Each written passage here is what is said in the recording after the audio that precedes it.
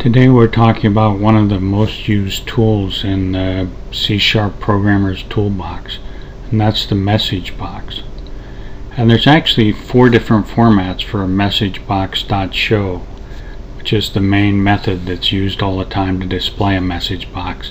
But I'd say the 2 most used are probably the single parameter, which is essentially MessageBox.Show, and then quotation marks around some message that you want to pop up to give the user some kind of information. And then there's the full-blown 4-parameter MessageBox.Show, which the first parameter is identical to the 1 parameter, whereas the message you want to display. The second parameter is a title that's on the top of the message box. The third parameter is an enumeration, the message box buttons enumeration. And the 4th parameter is another enumeration, the message box icon enumeration. And these enumerations affect both the appearance of the message box and the kind of information you can get back from the user. The message box button enumerations, the possible values are OK, which just shows an OK button on the screen, which is the default you get even if you don't have a message box button. OK cancel, abort, retry, ignore, yes no cancel, yes no, and retry cancel.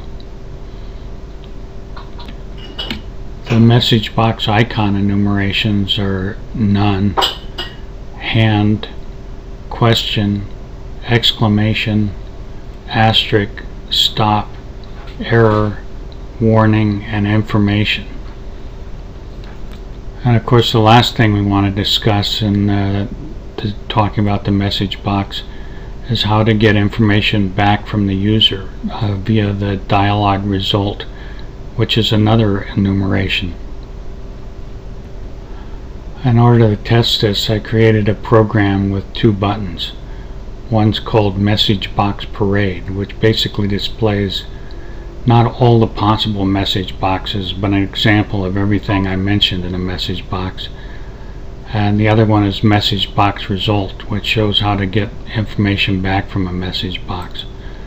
So if we look at the MessageBox Parade, the first message box we display is an example of the 1 parameter type format, and this simply says this is a single parameter message box.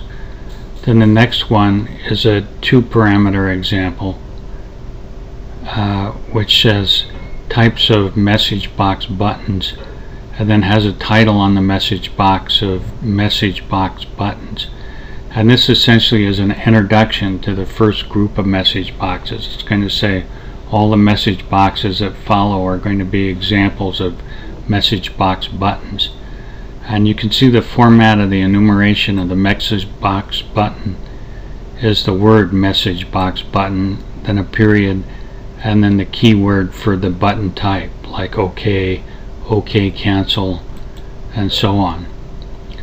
And then we do the same thing to introduce the message box icon group, where we have a 2 parameter message box show that says types of message box icon, then shows message box icon in the title.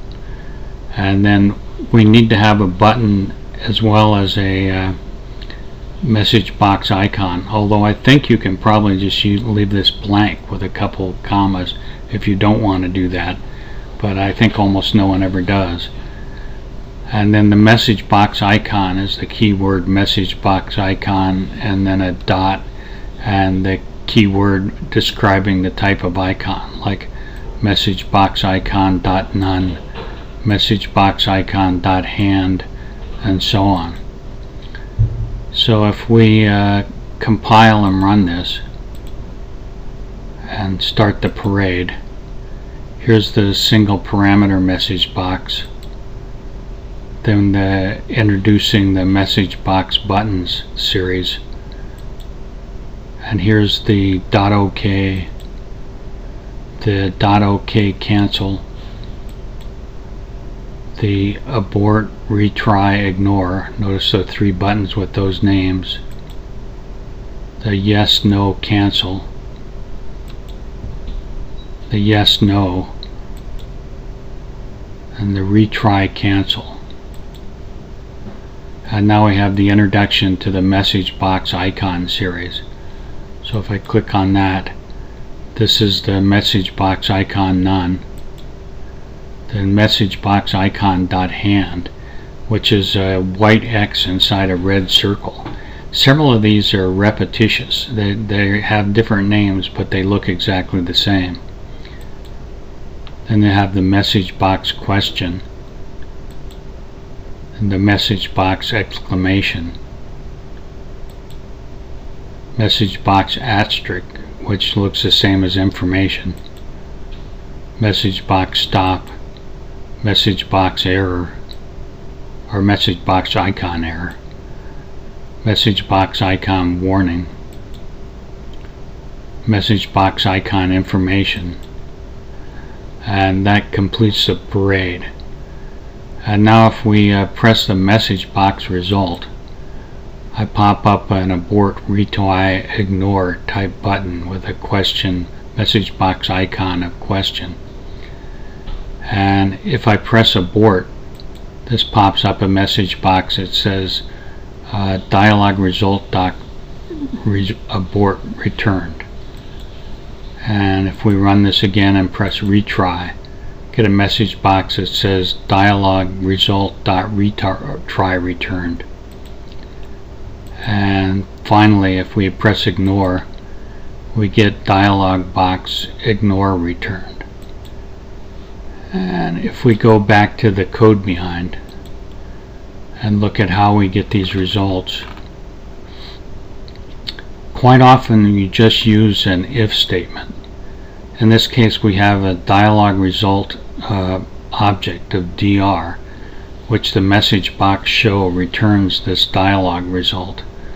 And you can see it's a 4 parameter with the message box buttons abort, retry, ignore, and message box icon .question.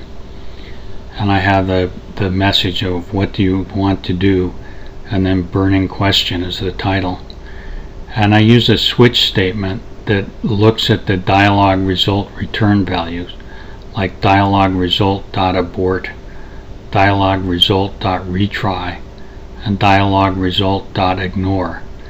But as I say, quite often you just have an if, and then you put the message box inside the if and have an equal, and then I'd say 99 times out of 100 you'll say dialog result.ok as a return value, because you just want to see if the user said OK and something like a browser folder dialog, that he selected a file and so on. But that pretty much covers all there is to know about message boxes. I think unless you're a totally compulsive personality, you don't want to memorize all this information, but it's on the website, so you can cut and paste this from the source code that I have on my website, or you can look up specific information in the index I have on the website if you want to know, specifically what the types of message box icons are. I hope you enjoyed this tutorial, and I hope you visit the website in order to get that information and when you need it, because it's largely lookup type information. And I'd appreciate it if you'd subscribe.